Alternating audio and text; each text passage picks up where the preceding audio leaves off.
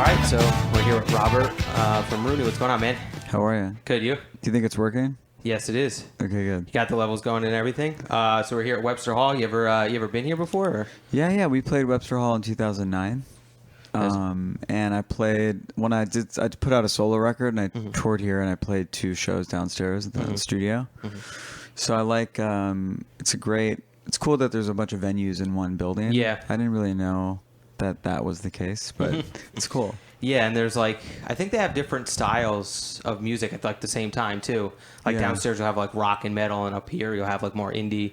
Yeah. And then vice versa. Yeah, totally. Yeah, it's mixed. It's an opportunity to come back and play a different room too. So yeah. So now this is you're playing up here tonight. Have you ever played on this stage before, or just downstairs? Once I complete this stage at Webster, I'll have completed all 3 rooms. Nice. So it's collect all 3. So yeah, you got all your badges. Yeah, that's right. Now, is this your? So I'm guessing, obviously, since you've been around since 1999, this is your first New York City show. Yeah, no, I've played here. I've been playing here since 2002. So it's kind of bizarre because I was living in New York, going to college at the New School. And for music? For journalism and philosophy and creative writing. Well, at least you used the writing part. Yeah, thanks. But I had started Rooney before that, so I'd fly home once a month to play shows. And I turned my dorm room into a little recording studio. So I was recording a lot of the first Rooney record in New York. But on the side, I played in my friend's band. I played guitar in his band. And I got to perform around New York with his band. And it was cool. We would rehearse on Ludlow before it became what it is now, but there was rehearsal space there. But it's been cool because I feel like I have a long history with New York here, musically. And I think it was interesting to be playing in another band in New York and get that feeling what it's like to be a band in New York. But now that I've been coming here with Rooney for so many years, I have a whole other relationship with the city. Oh, what's that relationship? Well, just a lot of family, friends. Because I lived here, I was here for 9/11, so I feel like I was here for a pretty significant event for the city. And it makes you feel closer to the people here. I think because, I don't know, there's something about the city. My father was from Brooklyn. My mother's from Long Island. So I have an East Coast thing in my body. Anyway, so I like coming here. You still live here? No, I live in LA, but I come here once a month for trips and work, and we've talked about moving here, right? Agreed. Maybe gonna move here one day. Agreed. Yeah. We're Jersey, and we want to live. Well, oh, cool. I want to live here. Well, that's anyway. close enough. No, you guys are not close. Not even. It's too close far enough. for you. Yeah, too far. So you said you were doing a solo project. How many projects do you have going on right now, including Rooney? So the solo project was something I did in between the Rooney album that we did last tour, which was Eureka. And then, but I had this itch to put out a different record that wasn't a Rooney related album. But I also didn't want to tour. I thought we would just put out an album and I would get to, I don't know, feel what it was like to just put something out under a different name. But then I got the itch to go play shows because I'm so used to touring that it feels weird not to tour. So I booked a tour and I went and played a solo album. And I went to China and I went to all these different places with it. But and then I worked on the Palo Alto film score for this feature film, which was also another musical outlet. What film? Palo Alto. Oh, Palo Alto. Yeah, James Franco and Emma Roberts' vehicle. That's awesome. Yeah. What was it like playing in China? It was really different because you can feel that people don't really get to see a lot of bands from America. And I think it's very new for them to see an international artist there. The internet everything is now connected, but regardless of that, China is still pretty they've built a wall around their internet there, so people don't pun intended. People don't get things. Now, was that a festival? Was that just you? I played there with Rooney twice, and then I played there twice solo at a festival. Wow. Yeah. That's pretty. Oh, it was a festival. It was festivals, yeah. And then I did a film festival show Okay. as well. Yeah. Okay. Did you feel welcomed?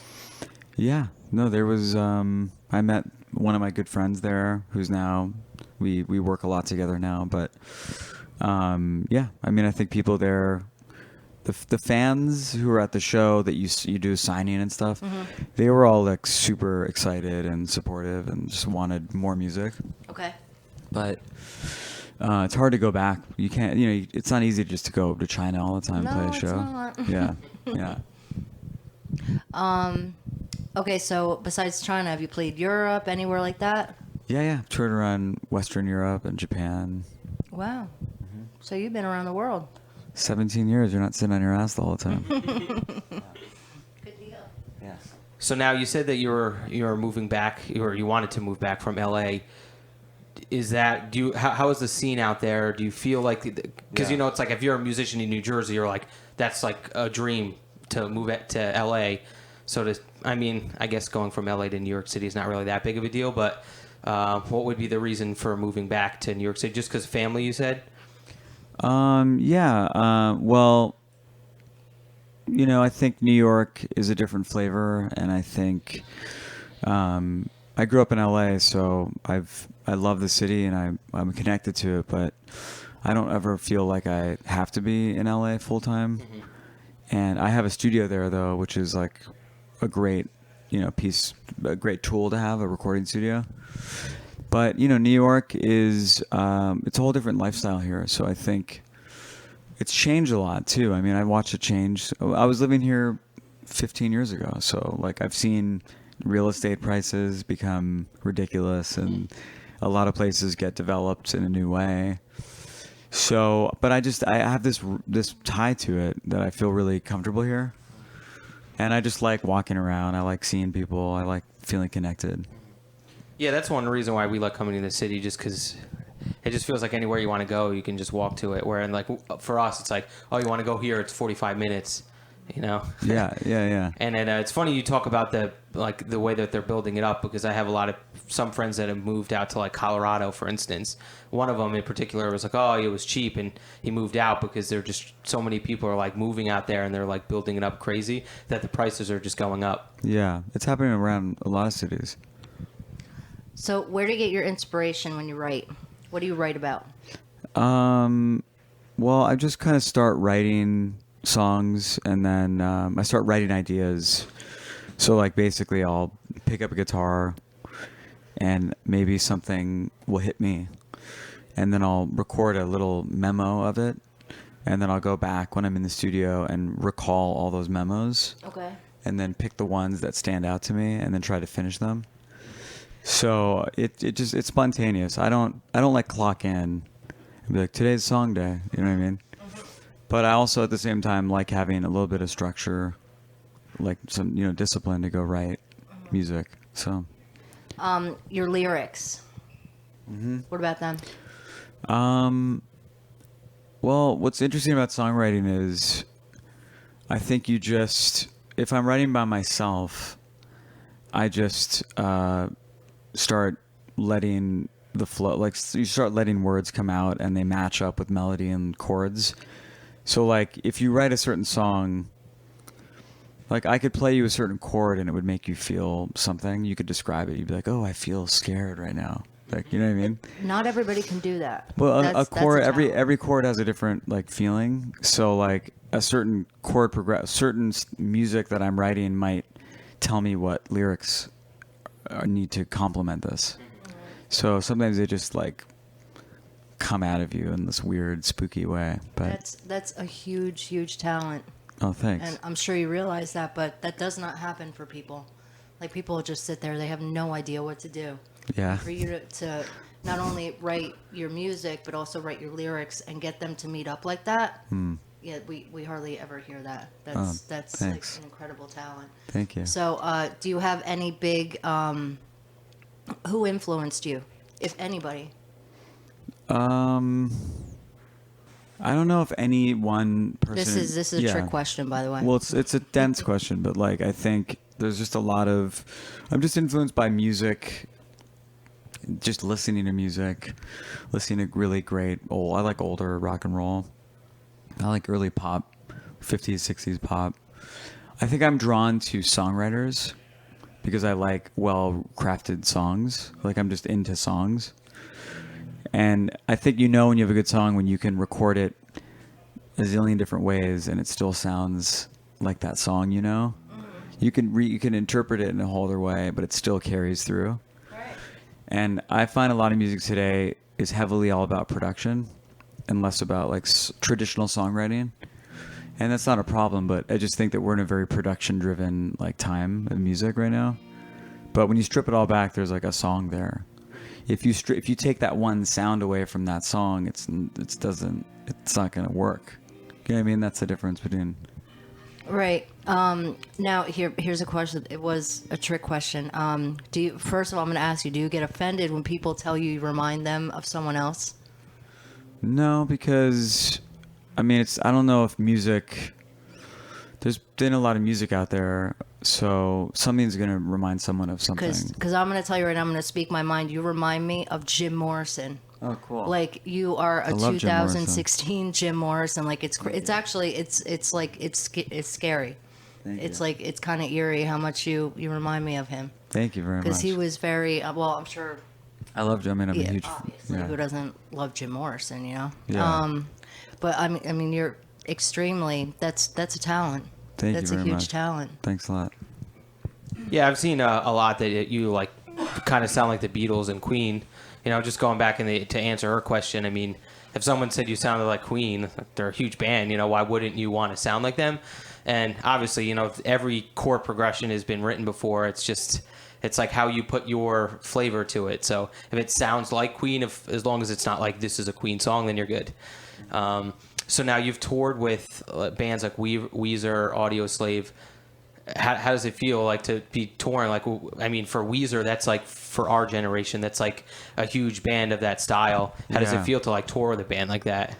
It was really exciting because I grew up. I was, in the '90s. I was a teenager, and alt radio, like K-Rock in LA, was where you discovered music. Mm-hmm. And K-Rock for us was like a big rock station. Yeah, That just disappeared one day. I know, right? Yeah. Well, and then labels were the gatekeepers, more so then. Mm-hmm. Nowadays, you don't really need a gatekeeper. It's different now. Like Spotify's a gatekeeper. Yes. But so Weezer was on the radio, and it was right at the time where I started learning how to play guitar. So I just have a lot of memories with a lot of those bands at that time, learning those songs. Mm-hmm. And then when I got to play with Weezer, it was like obviously pretty awesome because you grow up with a band and then you tour with them. It's like it all comes full circle. Yeah, it stings kind of how like music has changed. For me, you got like your bands that you listen to from Fuse and from MTV, and you could listen to Z100 and they'd play like popular songs, and then they'd play like Breaking Benjamin and like that, like Weezer, or they'd play like Audioslave. Now it's just, if you don't like rap and hip hop or like pop music, you're kind of screwed, unless you listen to like alternative sources. So how, like, what's the primary? Do you use Spotify to find like your music, or are you not really like an avid? Because I find a lot of musicians aren't avid listeners; they're more like writers. So do you have an outlet that you find your music, or you just write a lot? Yeah, I think. I mean, my confession is that I'm not like the most active music seeker outer. Mm-hmm. You know what I mean? Like, I'm not always looking for new songs or something. But by the way, these mics are fine for this. Yeah, because they're dynamic. They're close mics. Yeah, it'll pick it up a little bit, but I can it's not bad. use it. It's fine. Anyway, but yeah, I don't know. I mean, I like I just discover like older bands all the time. Like on the way here, we're listening to some George Harrison solo records and John Lennon solo records. Like I haven't there's certain artists that you love and admire, but you just sometimes there's still so much to discover by them. You know what I mean? Like you might not know every Neil Young song or every Queen song. Yeah. And what's cool I like about that is I'm I'm someone that really looks to seek out like new music, but that fits my style. But I feel like when you go back and you listen to like that song that you've heard 100th time, you're like, holy crap, now I can hear that harmony that I've never heard, or there's that third guitar part, like how come I didn't hear that, the last time. Yeah, that's true. So, it's true. So do you feel like, that Jim Morrison record, you go back and keep listening to it? Because I feel a lot of people do that too. They'll listen to a record and then they won't ever like kind of go back to it, except for certain songs. I go back a lot to this stuff I like. I listen to it a lot. I mean, I listen to it too much, maybe. I like on repeat. Yeah, I mean, certain bands for me, I kind of just, it's like repeat, and you almost ask yourself, how could I listen to the same thing over and over again? It's just, I think that's a good thing to have. If you can just keep getting that feeling all over again from the same album, then it's worth it. Yeah, it's true. Are you influenced by any other styles of music? Like, is there another genre, like rock, like harder rock, like rap and hip hop? Is there anything that you go to other than like pop music and older, like rock music? Yeah, I mean, because I really like music production, so I think if you're gonna like produce stuff, you need to be aware of like other genres. Exactly. So I listen to hip hop, and I'm always actually I probably listen to hip hop radio more than any other radio station. I think it's the only radio I listen to. Because I find it to be very, it's the time where I can digest something I might not normally seek out. Exactly. So tell me a couple of little things about Ed Rooney. Ed Rooney, the original name. Yeah. Like where'd it come from?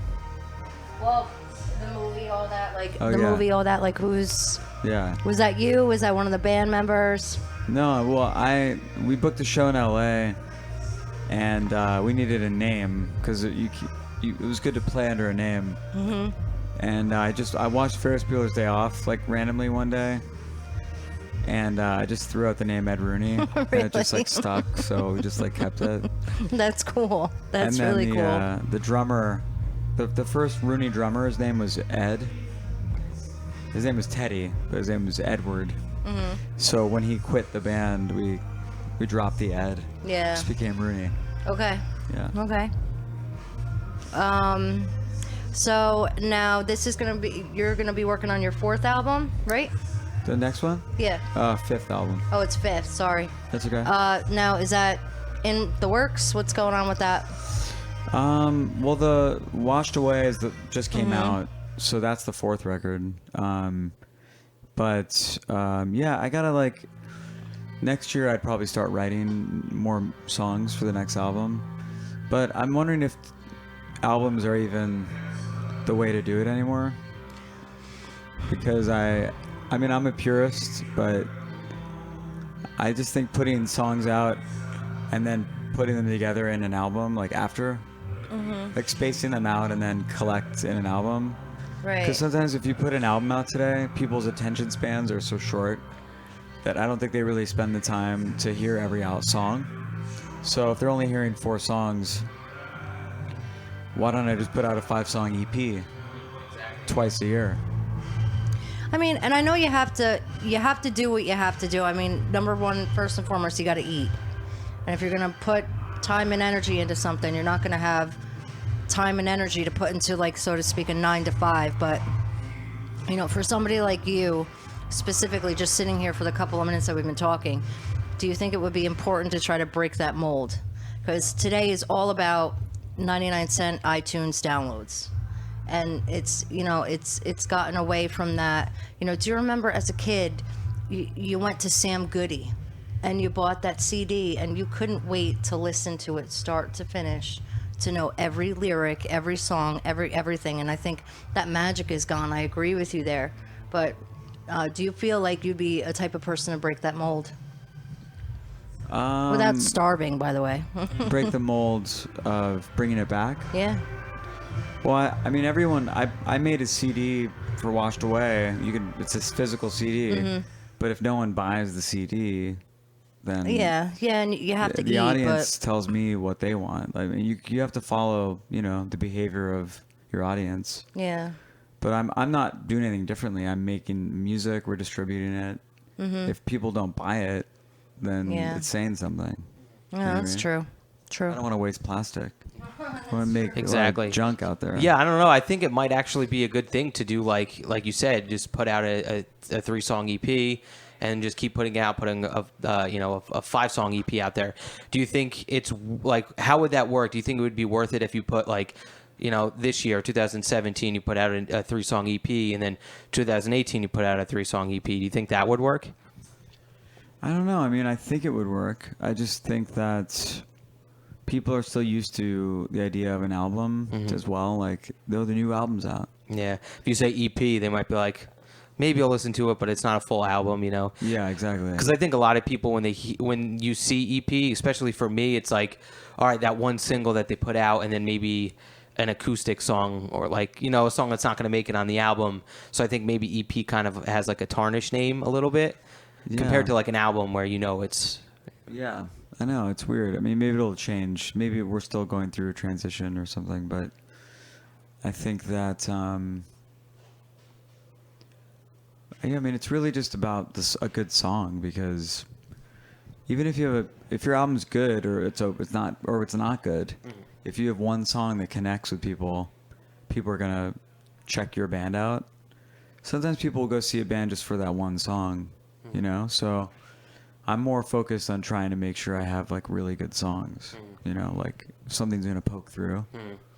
And you're one of those artists that in every song it's got like the same amount of like writing into it, because I know that there's a lot of, even like a producer that we know in our area kind of says that music now is all about singles and not about a full album. Do you put 110% into every song, or do you feel like you strive for like maybe 5 songs that are amazing and others to kind of like fill out the album? No, I think that I try to make every song as good as I can. And I'll take songs off the record if I don't think they're good enough. And I'll keep writing until I think I have like a full album's worth of good music. But I'm not somebody that just wants to like throw out a record. Like, just got to make a record, man. Yeah, like every 2 years, here's the record. It's not, yeah, I'd rather not put out a mediocre, half-assed record. Yeah, I mean, So- it's hard to do a full album full of great songs. I feel a lot of the bands I listen to, there's a select few, which I call my favorites. It's because they have albums from start to finish that you love every song, and not just, there's 3 or 4 songs on here that are great, and then the others are so-so. I mean, I feel like I'm picky as a musician, and I'm like pretty critical of music, and I'm pretty confident that I haven't put a song on a Rooney record that I didn't think was like something to share with people. And so I'm confident that people who listen to Rooney or will listen to Rooney should check out the albums as a whole, because I think they'll enjoy, the musical journey from track 1 to the end of it, Yeah. So I stand by it, which is good. And I was never, even on a major label, I never like compromised my music. There were times where we could have, but like I don't think we ever put out a record that compromised the integrity of Rooney. Well, that's a good thing to do. That speaks a lot about your music and your character, that you're not willing to.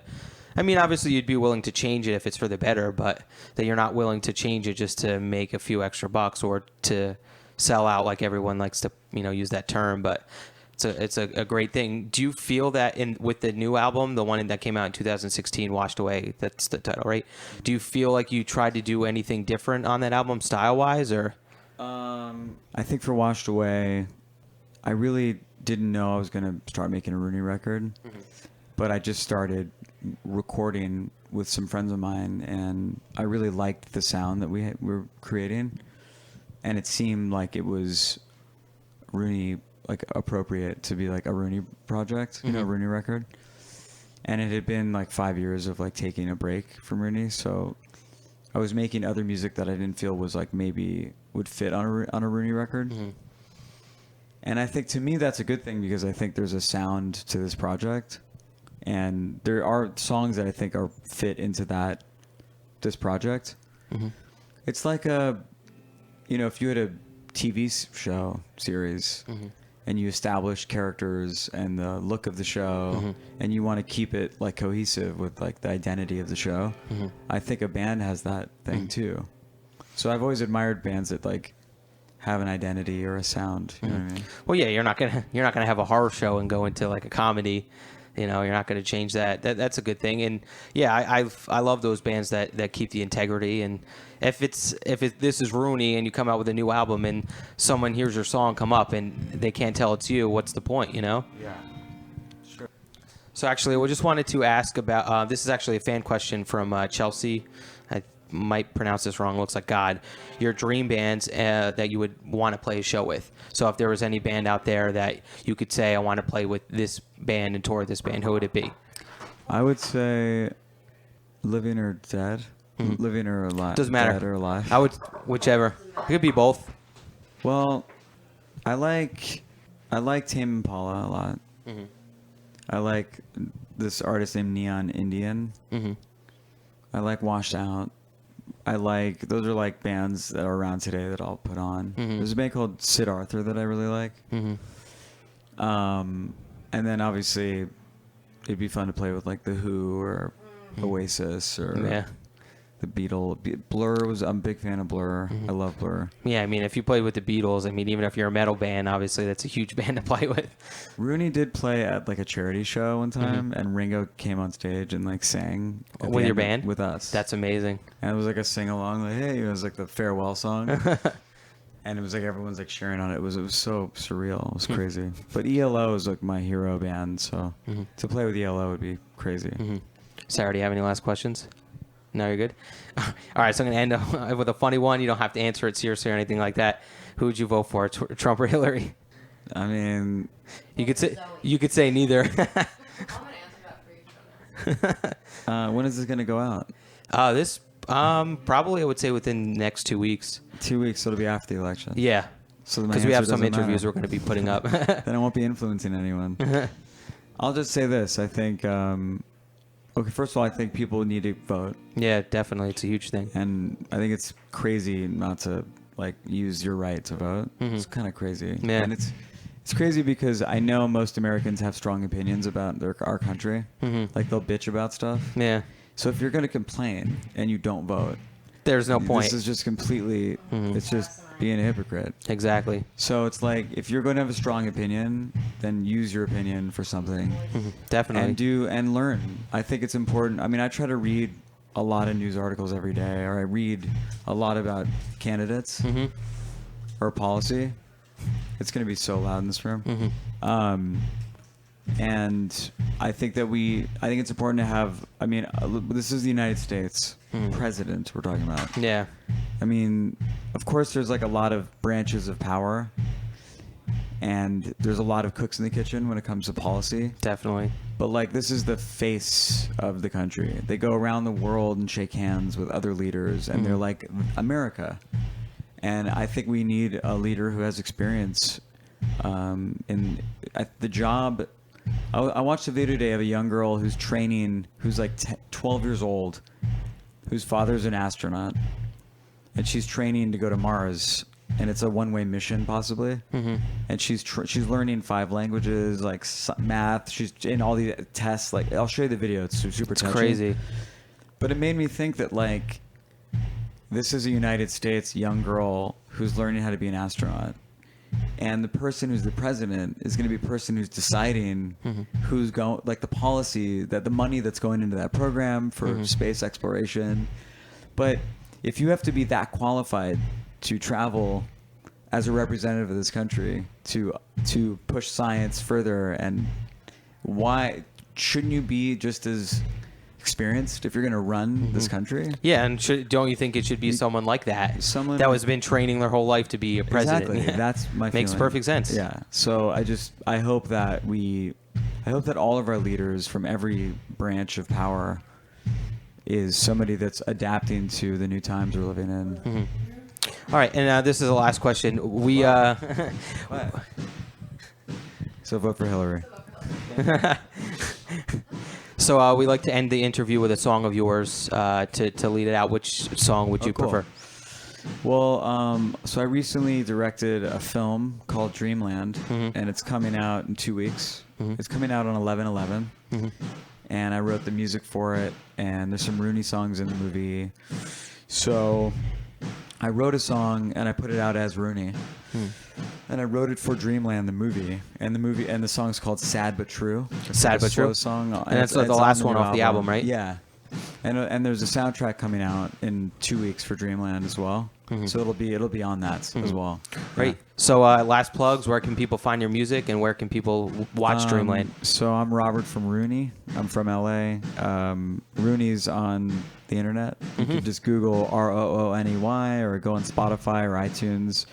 Check out the new album called Washed Away. The first single is called My Heart Beats For You. You can check out the new single called Why. And you could hear the old songs like I'm Shaken or Blue Side or When Did Your Heart Go Missing? I Can't Get Enough.